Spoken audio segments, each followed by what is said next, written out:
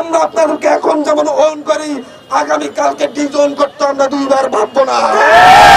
আমরা যেমন এখন আপনাদের পাশে দাঁড়িয়েছি, আগামীকালকে আপনারা যদি আমাদের কাছে জবাবদিহিতা না দেন, সেই চেয়ার থেকে নামাতেও আমরা দুইবার ভাববো না।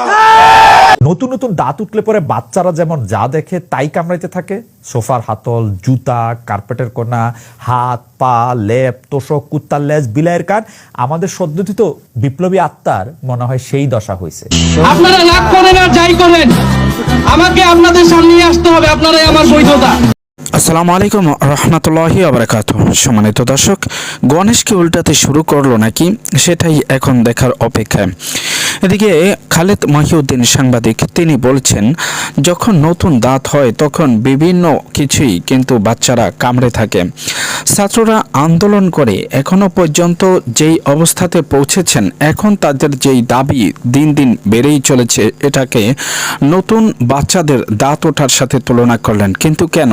এদিকে উপদেষ্টা নাহিদ এসে প্রকাশ্যে ছাত্র জনতার সাথে কথা বলছেন এবং তিনি বলছেন, আপনারা যতই আমাকে তাড়িয়ে দেন না কেন, আপনাদের কাছেই আমার আসতে হবে, কারণ আপনাদের দেওয়া আপনাদের যেই অধিকার সেটা নিশ্চিত করাই হচ্ছে আমার বৈধতা। সম্মানিত দর্শক, সবকিছু মিলিয়ে যেন নতুন কিছু ঘটতে যাচ্ছে। তাহলে কি গণেশ উল্টে যাচ্ছে? সেটাই কি বাস্তব হবে যে একজন ম্যাজিস্ট্রেট, নির্বাহী ম্যাজিস্ট্রেট যেই কথা বলেছিলেন যে গণেশ উল্টে যাচ্ছে? তাহলে কি ছাত্ররাই আবার এই সমন্বয়ক আন্দোলনের বিরুদ্ধে কিংবা যে সকল উপদেষ্টা কমিটিতে যারা রয়েছেন তাদের বিরুদ্ধে নতুন করে আন্দোলনের জন্য ডাক দিবেন? এরই মধ্যে বিভিন্ন জায়গাতে দেখা গিয়েছে যে হাসানাত আব্দুল্লাহর প্রোফাইল পেকে লাল ছবি দেওয়া ও লাল ব্যানার এরই মধ্যে ফেসবুকে আবারও ভাইরাল হয়ে উঠে এসেছে।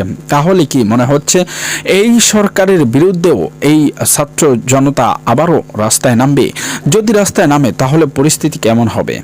দর্শক, আপনাদেরকে জানিয়ে রাখি যে পুলিশ তৎকালীন সরকার অর্থাৎ সাবেক প্রধানমন্ত্রী শেখ হাসিনা ক্ষমতা থাকাকালীন পুলিশ যেভাবে গুরুত্বপূর্ণ ভূমিকা পালন করেছিলেন, ছাত্র সমন্বয়কদেরকে হত্যা করার মাধ্যমে সাবেক প্রধানমন্ত্রীকে যেভাবে ক্ষমতায় টিকিয়ে রাখতে চেয়েছিলেন, যদি এখন ছাত্ররা এই সরকারকে হটানোর জন্য রাস্তায় নামেন তাহলে কি একই কাজ পুলিশ করবে, নাকি পুলিশের নতুন চিন্তাধারা মাথায় উঠে আসবে? এর মধ্যে ছাত্র সমন্বয়করাও বলছেন, আপনাদেরকে যেইভাবে আমরা ক্ষমতায় বসিয়েছি ঠিক সেইভাবে ক্ষমতা থেকে নামাতেও সময় লাগবে না। তার মানে তারা কি ইঙ্গিত দিচ্ছেন? এদিকে ছাত্রদের কাছে এসে নাহিদ যে বক্তব্য দিলেন উপদেষ্টা, তাতে কি মনে হচ্ছে ভিতরে ভিতরে কি অনেকটাই পাল্টে যাচ্ছে সবকিছু দৃশ্যপট? যদি দৃশ্যপট পাল্টেই থাকে তাহলে সাধারণ ছাত্র জনতা যারা প্রাণ দিয়েছিল তাদের এই প্রাণের মূল্য কি করে দেবে? আর যদি ছাত্র সমন্বয়করা যদি আগামীতে মিছিল, মিটিং কিংবা কোনো রকমের কর্মসূচি দিয়ে সেটিতে তারা ব্যর্থ হন, তাহলেই কি তাদের অবস্থা কেমনটি হবে? এর মধ্যে উপদেষ্টাদের অনেকেই দেখা গিয়েছে ফেসবুকের স্ট্যাটাসে যারা বলছেন যে ফাঁসির রশি আমাদের দিকে ধেয়ে আসছে।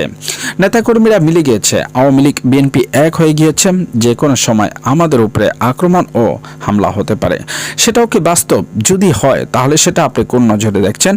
দর্শক, অবশ্যই জানাবেন কমেন্টস বক্সে। আজকের মতো এখানে বিদায় নিচ্ছি। আল্লাহ।